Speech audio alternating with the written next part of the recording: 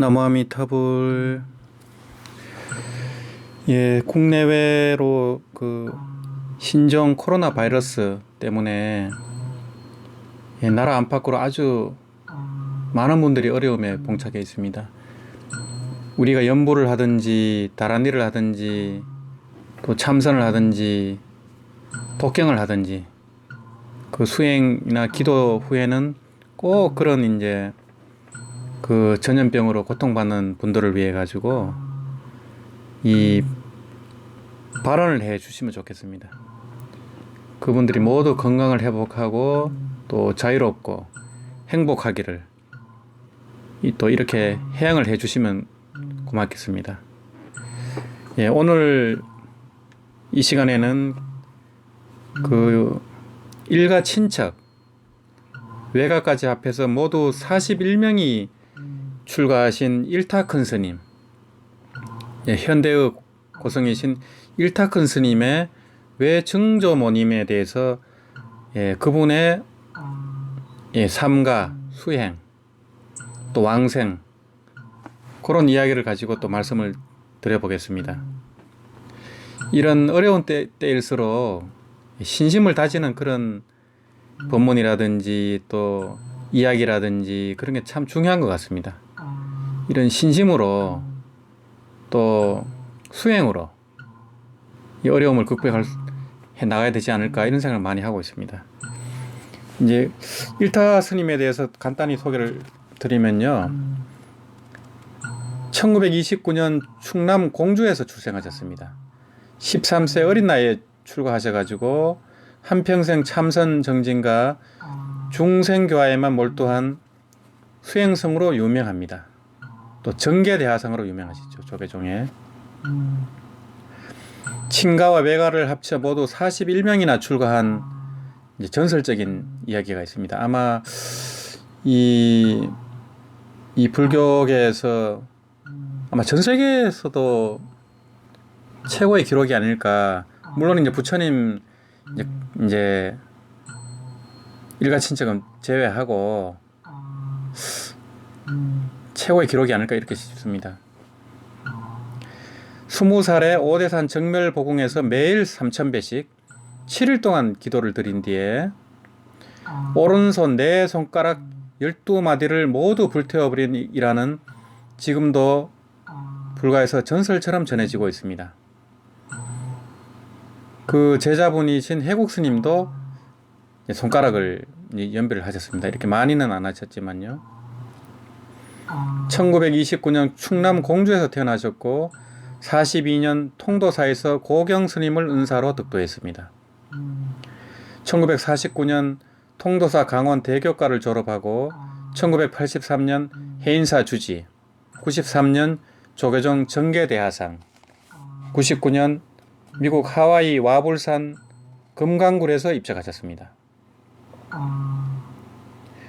오늘 소개해드리는 얘기는 일타큰 스님이 직접 쓰신 글을 읽어드리는 형식으로 그렇게 하겠습니다. 일타 스님의 저서 중에 기도라는 책이 있습니다. 기도. 효림 출판사에서 나온 책인데요. 이 책이 이 불교 쪽에서는 베스트셀러였고 스테디셀러였습니다. 꾸준하게 이렇게 나가고 굉장히 감동과 신심을 불러일으키는 책입니다. 이 책이 꼭 한번 사보시면 좋겠습니다. 또 도서출판 효림에서는 일타큰 스님 저서를 이렇게 많이 냈습니다. 그 내용들이 굉장히 이 불자들의 어떤 기본적인 신심을 다지고 또 생활 속에서 수행할 수 있고 아주 불자다운 불자를 만드는데 이 효림 출판사가 아주 큰 역할을 했다고 저는 생각합니다. 그래서 이 동영상에 보시면 일타큰 스님 저술들이 표지가 이렇게 나갈 겁니다. 한번 보시고 나중에 하나씩 사보시면 좋겠습니다. 일타큰 스님의 글을 읽어보겠습니다. 읽으면서 또 궁금한 거는 또 해설을 하고 이렇게 하겠습니다. 나의 가족은 친가와 외가를 모두 합하여 모두 41명이 승려가 되었습니다. 이 41명의 출가는 서가모니 부처님과 그 일족의 출가 이후 가장 많은 숫자로 기록되고 있습니다. 요 앞에 일타큰 스님 개인적인 출가 수행담이 있습니다. 그 출가 얘기도 참 흥미로워서 간단히 제가 또 한번 읽어보겠습니다. 대부분의 스님들은 나름대로 출가 동기가 있겠지만 나는 특별한 출가의 동기를 가져본 적이 없습니다. 있다면 전생에나 있었을까요? 금생에는 전생의 인연을 따라 자연스럽게 중이 된 것으로 나는 믿고 있습니다. 내 나이 5살 때 우리 마을로 천수경을 외우며 동냥을 하는 스님이 찾아왔습니다. 정구업지는 수리 마수리 수수리 사바하. 그런데 어린 마음에 그 스님의 천수경 외우는 소리가 어찌나 듣기 좋았던지 하루 종일 졸졸 따라다녔습니다. 스님은 나를 기특하게 여겨 엿을 듬뿍 사주었는데 그 엿을 주머니 여기저기에 넣고 우두둑 씹으면서 죽 짜고 따라다니며 원앙생을 외웠습니다. 이 불교를 잘 모를 나이인데 원앙생을 따라 외웠다는 게 참 희한합니다. 이 천수경에는 또 원앙생 이런 얘기 없는데 이런 거 보면은 이 연불과 인연이 깊은 분이다 이런 생각을 하게 됩니다. 어머니 말씀에 따르면 그날 밤 나는 잠을 자면서도 천수경을 외웠다고 합니다. 이 5살에 이거 외웠다는 겁니다. 이거는 분명히 전생에서 한 거겠죠. 그러다 보니 언제 외웠는지도 모르게 천수경을 다 외웠고 그 외에도 몇 가지 경을 나도 모르는 사이에 외우고 있었습니다. 국민학교를 들어간 지 얼마 되지 않았을 때 누구든지 교단 앞으로 나와 자유롭게 이야기하는 시간이 있었습니다. 나는 그때 앞으로 나가 춤을 추면서 천수다라니를 외웠습니다. 나모라 단나 다라야야 나마갈약.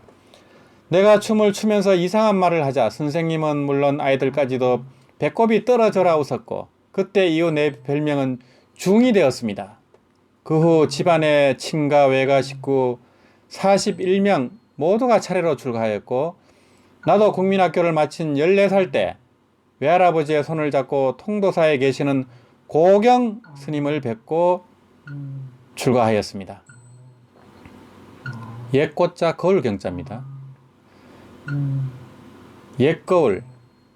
옛거울이 바로 이제 그 마음자리를 상징합니다. 이와 같이 출가를 한다는 것은 단순한 인연으로 이루어지는 것이 아닙니다. 정녕 전생에 깊은 인연이 없었다면 나의 출가는 이루어지지 않았을 것입니다. 여기까지가 일타큰 스님의 어린 시절 출가 이야기입니다. 그 일타큰 스님 이제 외증조 할머니의 이제 연불수행담에 대해서 이제 다시 또 말씀을 드리겠습니다. 그렇다면 우리 일가 친척 41명의 출가는 우연하게 이루어진 것인가? 아닙니다. 나의 외증조 할머니인 이평등월 보살의 기도와 입적 그리고 방광의 이적이 그 밑바탕에 깔려 있습니다. 안성 이시 평등월 보살은 일찍이 우리나라 제1의 양반으로 치던 강상김씨 집안으로 시집을 갔습니다. 그녀는 남편 김영인 거사의 아낌없는 사랑 속에서 삼형제를 낳아 기르며 학식 있는 양반집 안방마님으로 부족함 없이 살았습니다. 그런데 나이 60이 조금 지났을 때 갑자기 불행이 닥쳐왔습니다. 남편이 남의 빚보증을 섰다가 대부분의 재산을 날려버렸고 연이어 시름시름 앓던 남편은 끝내 저 세상 사람이 되어버린 것입니다. 평등월 보살이 시리에 잠겨 헤어나지 못하고 있자 이미 장성하여 가정을 꾸리고 있던 만수, 완수, 은서 세 아들은 머리를 맞대고 상의했습니다. 이제 시대는 바뀌었다. 우리가 양반이라고 마냥 이렇게 살 것이 아니다. 노력하여 돈을 벌어야겠다. 이렇게 결의한 세 아들은 어머니를 찾아갔습니다. 어머니께서는 조금 더 염려 마십시오. 이제부터 저희들이 집안을 꾸려 어머니를 편안하게 모시겠습니다. 그리고는 남은 재산을 모두 처분하여 목화를 솜으로 만드는 솜틀기계 한 대를 일본에서 구입했습니다. 기계를 발로 밟으면서 목화를 집어넣으면 껍질은 껍질대로, 씨는 씨대로 나오고 소음은 잘 타져서 이불짝처럼 빠져나오는 당시로서는 최신 기계였습니다. 이렇게 공주 시내 한복판에 시장에다가 솜털 공장을 차린 삼형제는 작업복을 입고 하루 8시간씩 3교대로 직접 솜털 기계를 돌렸습니다. 기계는 24시간 멈출 때가 없었습니다. 공주 사람들은 그 솜털 기계 돌아가는 소리를 듣고 공주도 이제 개명을 하는구나 하면서 공주 개명, 10개자 밝을 명자입니다. 공주 개명을 외쳤습니다. 마침내 공주 주변에서 생산되는 목화는 모두 이 공장으로 들어왔고 산더미같이 쌓인 목화가 소음이 되어 나오는 양이 많아지면 많아질수록 집안에는 돈이 쌓여갔습니다. 월말이 되면 삼형제는 한 달 번 돈을 나누었습니다. 그런데 세 몫이 아니라 네 몫으로 나누었습니다. 남는 한 몫은 누구의 것이겠습니까? 바로 어머니 평등월 보살의 것이었습니다. 하지만 그 돈을 어머니께 직접 드리지는 않았습니다. 어머니께서 한 달 동안 삼형제 중 누구 집에 며칠을 계셨느냐에 따라 그 집에 직접 분배를 하는 것입니다. 막내 아들 집에 열흘을 계셨으면 3분의 1을 막내 아들 집에 주었습니다. 이렇게 하니 며느리들은 서로 시어머니를 잘 모시기 위해 갖은 정성을 다 기울였습니다. 집집마다 어머니 방을 따로 마련하여 항상 깨끗하게 꾸며 놓았고 좋은 옷에 맛있는 음식으로 최고의 호강을 시켜드렸습니다. 때때로 절에 가신다고 하면 서로 시주할 돈을 마련해 주는 것이었습니다. 마침내 이 집안은 공주 제1의 효자 집안으로 소문이 났고 벌어들인 돈으로는 놈 백마지기를 다시 사들이기까지 하였습니다. 평등월 보살은 신이 났습니다. 그렇게 행복할 수가 없었습니다. 이렇게 매일을 평안함과 기쁨 속에서 지내던 할머니가 막내 아들 집에 가 있던 어느 날 한 비구니 스님이 탁발을 하러 왔습니다. 그 스님을 보자 할머니는 눈앞이 밝아지는 듯 했습니다. 아, 어쩌면 저렇게도 잘생겼을까? 마치 간센보살님 같구나. 크게 반한 할머니는 집안에서 가장 큰 바구니에다 쌀을 가득 퍼서 스님의 걸망에 부어드렸습니다. 그때까지 비구니 스님은 할머니를 조용히 보고만 있다가 불쑥 말을 했습니다. 할머니, 요즘 세상 사는 재미가 아주 좋으신가 보지요? 아, 좋다마다요. 우리 아들 삼형제가 모두 효자라서 얼마나 잘해주는지. 스님 제 말 좀 들어보실래요? 할머니는 신이 나서 아들 자랑을 시작했고 며느리 자랑, 손자 자랑까지 일사천리로 늘어놓았습니다. 마침내 할머니의 자랑은 끝내 이르렀고 장시간 묵묵히 듣고만 있던 스님은 힘주어 말했습니다. 할머니, 그렇게 세상일에 애착을 많이 가지면 죽어서 업이 됩니다. 업? 충청도 사람들은 죽어서 업이 된다고 하면 구렁이가 된다는 것으로 알고 있습니다. 죽어서 큰 구렁이가 되어 고방 안에 쌀떡을 칭칭 감고 있는 업. 고방은 창고입니다. 할머니는 그 업이라는 말을 듣자마자 머리카락이 하늘로 치솟는 것 같았습니다. 아이고 스님, 어떻게 하면 업이 되지 않겠습니까? 벌써 업이 다 되어가는데 뭐 지금 와서 나에게 물은들 뭐 하겠소? 스님은 벼랑을 짊어지고 돌아서서 가버렸습니다. 그러나 할머니는 포기할 수 없었습니다. 엄마는 면해야 한다는 일념으로 오리 심리기를 쫓아가면서 스님께 사정을 했습니다. 스님, 제발 하룻밤만 저희 집에 머무시면서 업을 면할 수 있는 방법을 가르쳐 주십시오. 스님, 제발 저 좀 살려주십시오. 간청에 못 이겨 다시 집으로 온 스님은 할머니가 이끄는 대로 방으로 들어갔습니다. 그러나 스님은 윗목에서 벽을 향해 앉아 말 한마디 없이 밤을 새웠고 할머니 역시 스님의 등 뒤에 앉아 속으로만 기원을 하고 있었습니다. 제발 업이 되지 않는 방법을 일러주십시오. 제발. 마침내 날이 밝아오기 시작하자 스님은 할머니 쪽으로 돌아 앉았습니다. 정말 업이 되기 싫소? 아이고, 제가 업이 되어서야 되겠습니까? 안 됩니다, 스님. 절대로 안 됩니다. 인도 한생하든지 극락세계에 가도록 해 주십시오. 정말 업이 되기 싫고 극락에 가기를 원하면 오늘부터 행실을 바꾸어야 하오. 어떻게 해야 합니까? 오늘부터 발은 절대로 이 집 밖으로 나가지 않도록 하고 입으로는 나무아미타불만 부르고 일심으로 아미타불을 칭견하여 극락에 가기만을 기원하시오. 비구니 스님의 집 밖으로 나가지 말라는 말씀은 몸 단속을 하라는 것이고, 나무아미타불을 불러라는 것은 입을 단속, 일심으로 극락왕생할 것을 기원하라는 것은 생각 단속입니다. 곧 몸과 입과 생각의 삼업이 하나가 되게 연불할 것을 가르쳐 준 것입니다. 이거는 일타 스님의 해설입니다. 그러나 할머니는 쉽게 이해가 되지 않았습니다. 스님, 다시 한번 자세히 일러주십시오. 보살님 나이가 70이 다 되었는데 앞으로 살면 얼마나 살겠소?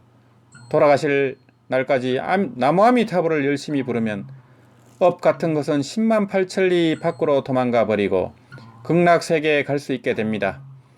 그러니 오늘부터는 첫째나 둘째 아들 집에도 가지 말고 이웃 집에도 놀러 가지 마십시오.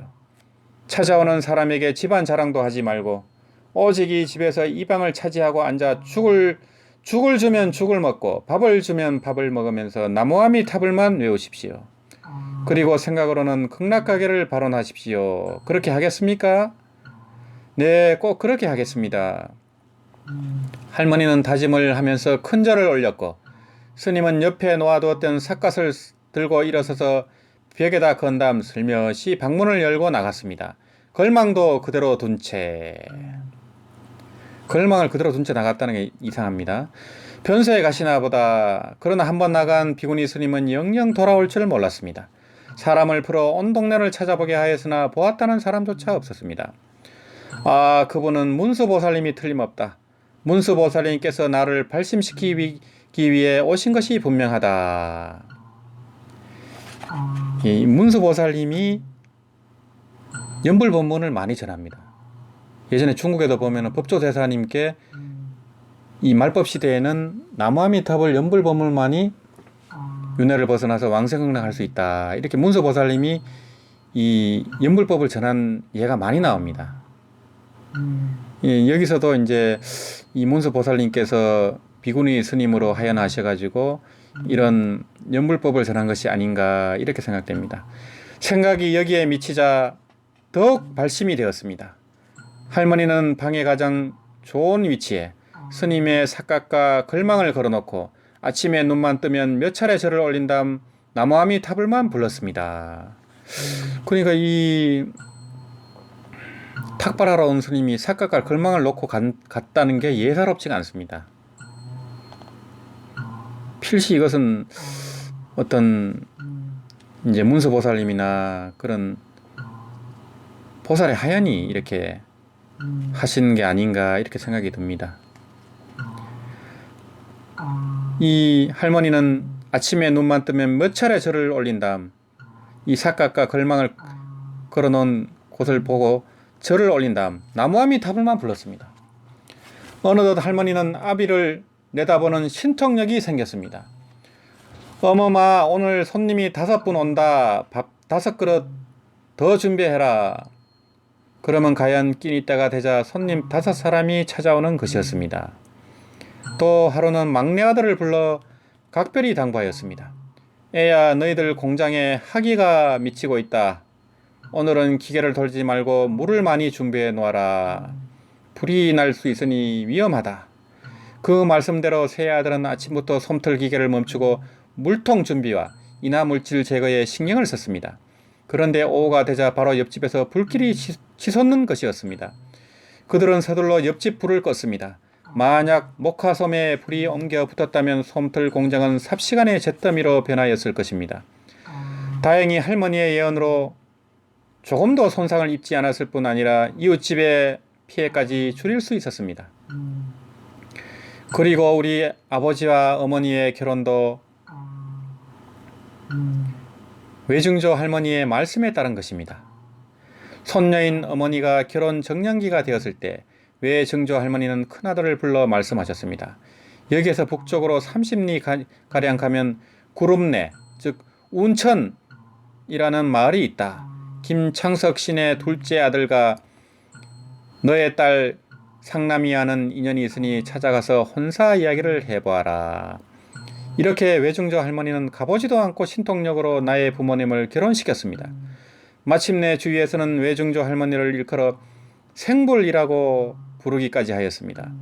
그런데 어찌된 일인지 어느 날부터인가 외증조 할머니가 나무아미타불을 부르지 않고 문수보살을 찾는 것이었습니다. 갑작스런 변화를 걱정한 아들 삼형제는 인근 마곡사에 태허 스님을 찾아가 상의했습니다. 태허 스님은 경허 선사님의 사형되는 큰 스님이었습니다. 문수보살을 부르는 것도 좋지만 10년 동안이나 아미타불을 불렀으면 끝까지 아미타불을 부르는 것이 좋다.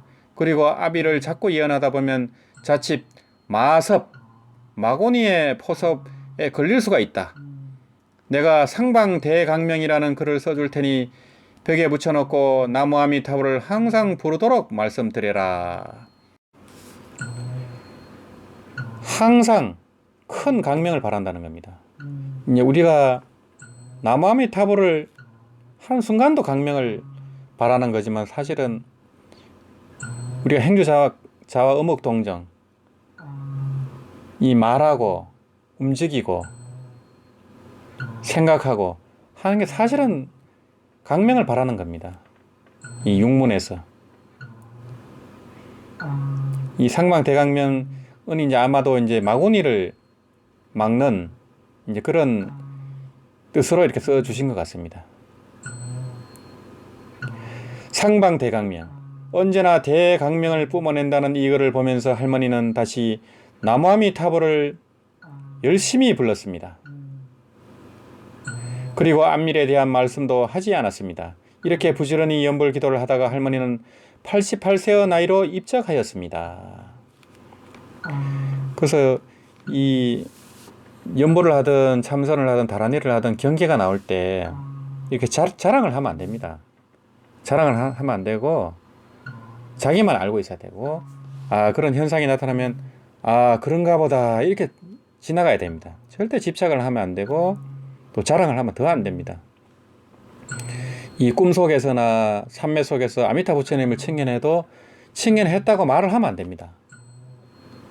그거는 이제 임종할 때, 왕생할 때 내가 언제 이렇게 칭견했다 이렇게 알리는 건 괜찮습니다. 근데 이제 그런 말을 하면은 이렇게 마구니가 안 좋은 일을 낍니다. 이렇게 또 자기 또 가시가 되고 또 암안심이 생기고 역길로 새게 됩니다. 그리고 우리가 이제 나무아미타불을 하면 끝까지 나무아미타불로 가야 됩니다. 일문으로 깊이 들어가야 됩니다. 특히 이제 연세가 많은 분들은 간세보살을 하신 분이라도 또 뭐 지장보살이라든지 신무장구 하는 분들도 나무아미타불로 이렇게 해양하는 것이 좋습니다. 다 극락세계로 갈 수 있는데 나무아미타불을 해야 극락왕생할 확률이 훨씬 높습니다. 그래서 꼭 나무아미타불을 하시면 좋겠습니다. 이 할머니께서 88세의 나이로 아주 장수하시고 입적하셨습니다. 그런데 그때야말로 기적이 일어났습니다. 7일장을 지내는 동안 매일같이 방광을 하는 것이었습니다. 이 7일장 이제 이 집안이 아마 잘 살고 이래서 7일장을 한 것 같습니다. 7일장을 지내는 동안 매일같이 방광을 하는 것이었습니다. 낮에는 햇빛에 가려 잘 보이지 않았으나 밤만 되면 그 빛을 본 사람들이 불이 났다며 물통을 들고 달려오기를 매일같이 하였습니다. 그리고 문상객으로 붐비는 집안 역시 불을 켜지 않아도 대낮같이 밝았습니다. 상방대강명, 그야말로 외증조 할머니는 연불 기도를 통하여 상방대강명을 이루었고 그 기적을 직접 체험한 가족들은 그 뒤 차례로 출가하여 우리 집안 친가외가 41인 모두는 승려가 되었습니다. 그래서 이제 방광을 하는 경우는 이 참선 또 하도를 타파했을 때, 백본고사님처럼 무자 하도를 타파했을 때라든가 또 신묘장구를 하다가 산매에 들었다거나 또 간센보살 또 나무아미타불 이 산매에 들었을 경우에 이 방광하는 경우가 많습니다. 그리고 또 연불을 많이 하시고 또 임종해서 왕생하실 때 왕생하고 난 뒤에 며칠간 이렇게 방광하는 경우가 있습니다. 그 진주의 보살님이라든지 또 의왕의 그 보살님도 방광을 했습니다.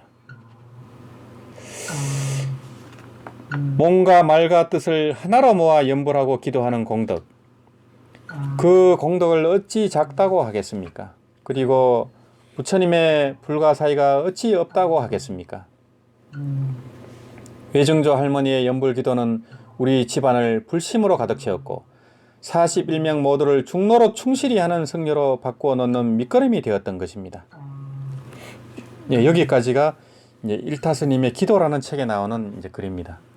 예, 일타스님께서는 조계종 정계대하상으로 이 무너져가는 계율을 또 되살려 놓으셨고 또 간절한 어떤 이런 법문으로 많은 이 불자들을 교화를 하셨습니다. 그리고 이제 또 기도라든지 그런 이제 좋은 책들을 효림 출판사의 김현준 사장님이 이 일타스님 법문을 많이 펴냈습니다. 또 그분이 또 유발상자로서 일타스님의 유지를 아주 잘 개성을 해가지고 일타스님 법을 많이 폈습니다. 또 일타스님께서는 이 다음 생에 미국에 태어나가지고 20살가량 되면은 해인사로 출가를 하겠다. 이렇게 또 유언을 남겼다고 합니다.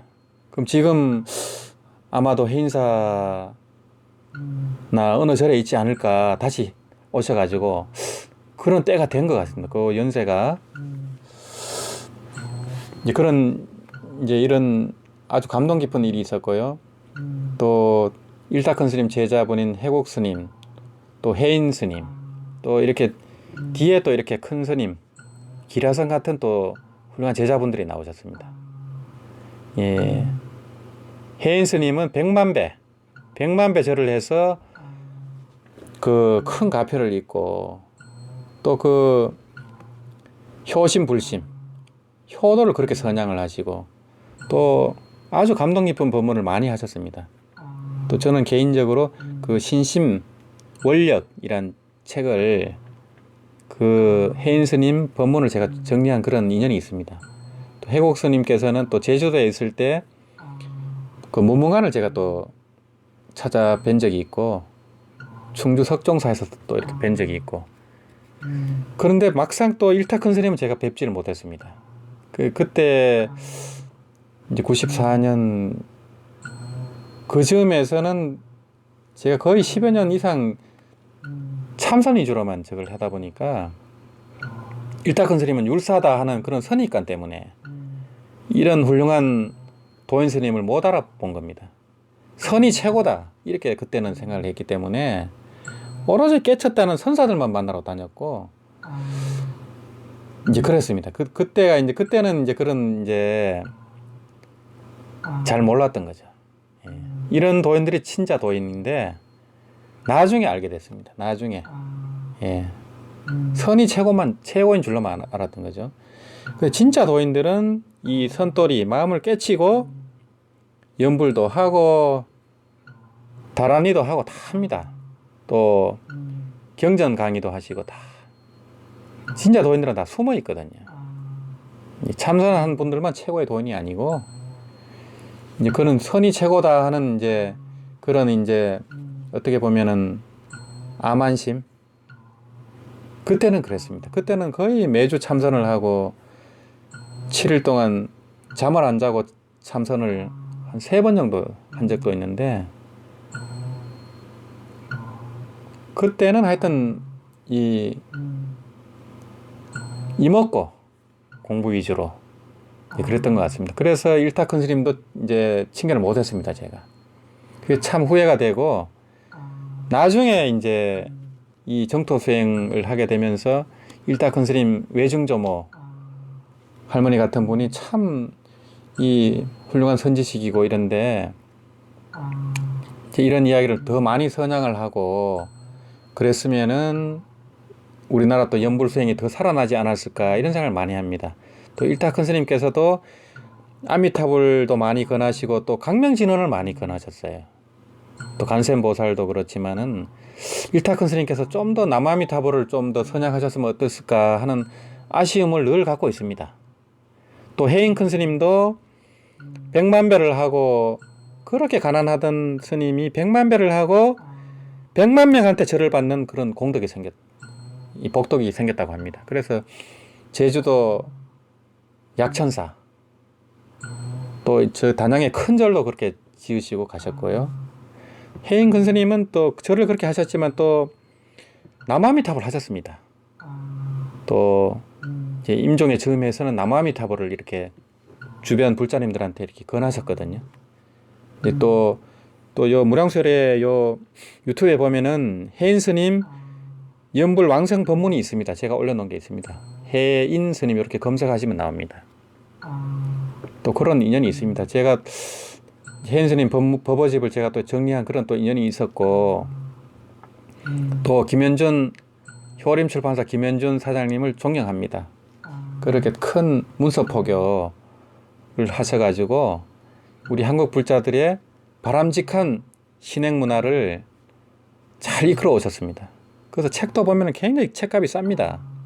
그 종이는 흐름하고 편집도 흐름하고 하지만은 내용이 정말 감동 깊습니다. 그 효림 출판사 책, 요 동영상이 이렇게 나갑니다. 보시고 많이 좀 사보시고 법보시도 하시고 이렇게 하시면 좋겠습니다. 오늘 말씀은 여기서 마치겠습니다. 남아미타불, 남아미타불, 남아미타불.